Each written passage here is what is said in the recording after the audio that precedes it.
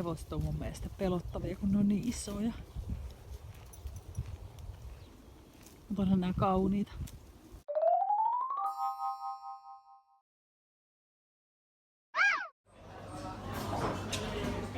Tämä ei ole maksettu mainos, mutta tää on kyllä kesän ykkösjäätelö tänä vuonna. Mulla on tämmönen kauppa-apulainen. Hän on hyvin taitava.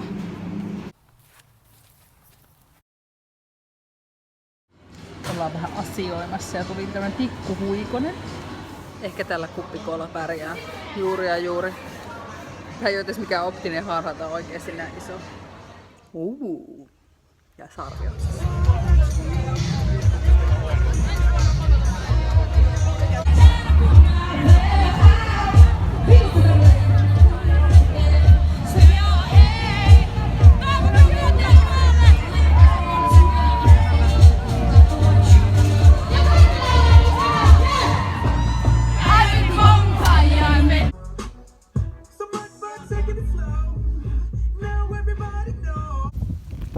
Sunnuntai kävellä Milon kanssa.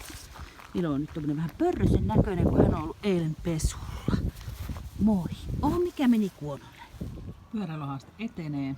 Pyöräyty 403 kilometriä 1000 ja nyt otetaan heinäkuussa kiri, eiks vaan?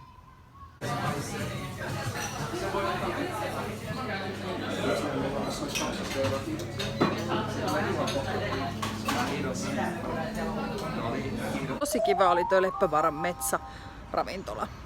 Suosittelen lounaspaikaksi.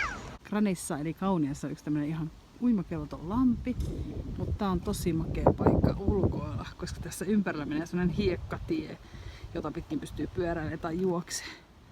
Parhautta on se, että tällä päivällä oli ennustettu vesisadetta, mutta täälläpä mä vaan rökkättelen fillarileikin jossain kohdassa laiturilla. Ei sada. Nikkelimetodi summamutikka toi mut nyt jännänäköiseen paikkaan. Tää on vaan pari kilometriä mun kotoa, mutta silti mä en oo koskaan ennen tätä nähnyt tai pysähtynyt. Lähdetään kattoo, mitä täällä on. Jotain ihmeportteja. Tämmönen boardwalk. Laituri keskellä metsikköä. Tää on tämmönen pikkumetsikkö autotien vieressä. Kauniaisten ja Espoon rajalla. Aika lähellä Nihtisillä on ABCtä. Täällä on tämmönen romanttinen piknikpaikka. Ja aika jännittäviä taideteoksia. Tuolla on tämmösiä sudenkorentoja. Tuokin on yksi.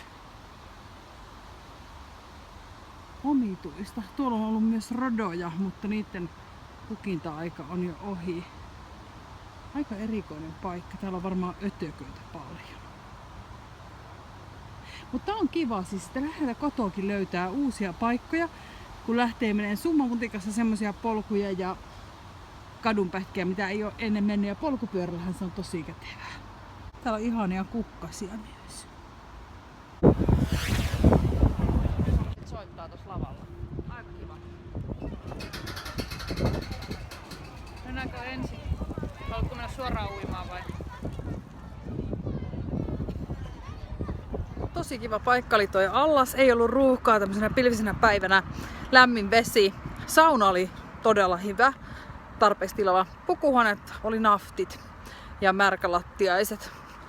Suihkuhuone oli sillai hieno, mutta sekin oli tosi ahdas. Mutta siis itse allas, terassialueet, ihan 10. Että sopii mun mielestä businessmatkaille semmoiseksi virkistyskohteeksi ja miksei pienille kaveriporukoille, vaikkapa seurusteleville pariskunnillekin illanviettopaikaksi. Aiotaan mennä kavereiden kanssa vielä musakeikalle kesän aikana.